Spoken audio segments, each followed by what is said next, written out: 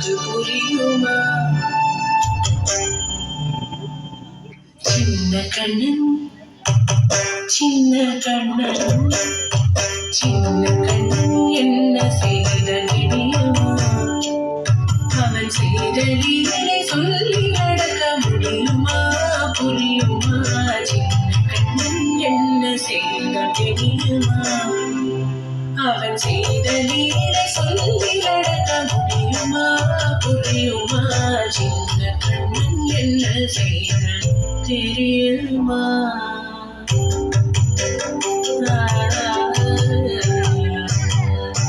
வண்ணப்பாலில் நஞ்சு மூட்டி